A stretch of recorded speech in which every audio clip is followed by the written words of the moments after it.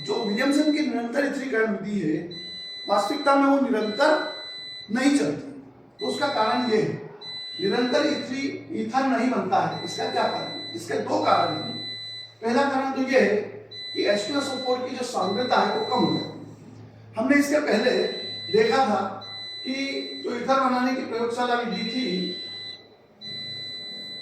उस विधि में यहाँ वाटर बाय प्रोडक्ट के रूप में बनता है, और हम जानते हैं कि जो जल है उसकी विलेयता जो है सल्फ्यूरिक एसिड के साथ बहुत ज्यादा होती है, तो वो तुरंत जो है सल्फ्यूरिक एसिड में घुलता है, और घुलने के बाद जो है वो उसकी जो सांद्रता है उसको कम करता है।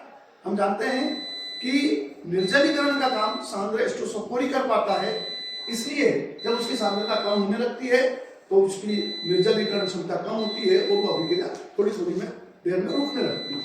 दूसरा कारण ये है कि जो 140 डिग्री सेंटीग्रेड है उस पर H2SO4 की कुछ मात्रा सल्फर डाइऑक्साइड में जो है कन्वर्ट हो जाती है या स्व अपचयित हो जाती है। तो इस प्रकार जो है H2SO4 की सांद्रता और H2SO4 की मात्रा दोनों कम हो जाती है, और इसलिए ये अभिक्रिया निरंतर नहीं चलती। अब प्रश्न कई बार ऐसा आता है कि ईथर बनाने की प्रयोगशाला विधि में थोड़ी थोड़ी देर बाद सल्फ्यूरिक अम्ल, सांद्र सल्फ्यूरिक अम्ल की कुछ बूंदें क्यों डाली जाती है?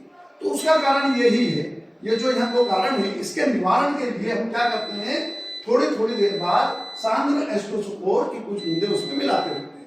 इससे क्या होता है कि उसकी सांद्रता और उसकी मात्रा फिर बढ़ जाती है, और उसमें आक्रमणकारी क्षमता बढ़ जाती है, निर्जलीकरण क्षमता बढ़ जाती है, और हमें ईथर लगातार मिलता रहता है या हम बनाते रहते हैं।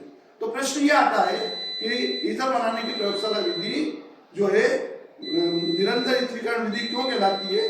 कारण सही दीजिए। तो आपको ये लिखना है। क्वेश्चन कभी कभी घुमा के भी आ जाता है कि क्या ईथर बनाने की प्रयोगशाला विधि जो है वो सतत रूप से चलती है? यदि चलती है तो क्यों, और नहीं चलती है तो क्यों? ठीक है, तो ये आपका बहुत इंपॉर्टेंट प्रश्न है। कम से कम 3-4 प्रश्न इसमें बन सकते हैं। एक सिंपल प्रश्न तो बन ही सकता है कि ईथर बनाने की प्रयोगशाला विधि का सचित्र वर्णन करो। तो ये 4 नंबर का आपका परफेक्ट क्वेश्चन है। प्लीज रेडी कर लेना इसको।